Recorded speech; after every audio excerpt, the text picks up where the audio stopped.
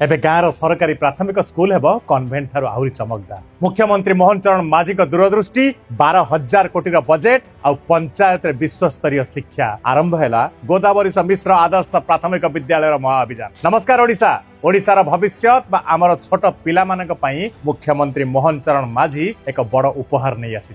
गोदावरी मिश्र आदर्श प्राथमिक विद्यालय योजना माध्यम एबे गाँव प्राथमिक शिक्षार रूपरेख संपूर्ण बदलिया जाउछि। कौन रही योजनार रोडमैप? प्रथम पर्यायर राज्य में 2200 विद्यालय को अत्याधुनिक और सुदृढ़ करने को सरकार लक्ष्य रखिछन्ति। एही महत्वाकांक्षी प्रकल्प पई 12,000 कोटी टंकार विशाल बजेट को प्रावधान करा जायछि। आ गुरुत्वपूर्ण कथा होछि प्रत्येक पंचायत मुख्य कार्यालय रे गोटिए लेखाए आदर्श स्कूल निर्माण हेबो, जेउथिरे गोटिए विद्यालय पई 5 ରୁ 7 कोटी टंका पर्यंत व्यय करा जाय। एही यात्रार शुभारंभ स्वरूप आज मुख्यमंत्री मोहन चरण माझी सारा राज्य में 30 जिल्लार मोट 108 विद्यालय भित्तिप्रस्तर स्थापन करिछन्ति। यह केवल एक निर्माण नुहे बरं ओडिशार शिक्षा क्षेत्र में एक नूतन विप्लव, गोटे नुआ क्रांति। खूब शीघ्र अवशिष्ट विद्यालय गुड़ी चिन्हट करा जाय कार्य को आहरी त्वरान्वित करा जिवो। पिला माने जेपरि निज गाँ पाखरे घरोई स्कूल भली सुविधा सुजोग पाई परिबे, ताहा ही एही सरकारक मुख्य उद्देश्य। आपनक अंचल शिक्षार विकास पई मुख्यमंत्री पदक्षेप आपनको केमिति लागुची आमको कमेंट बॉक्स रे निश्चय जणातु। नमस्कार, वंदे उत्कल जननी।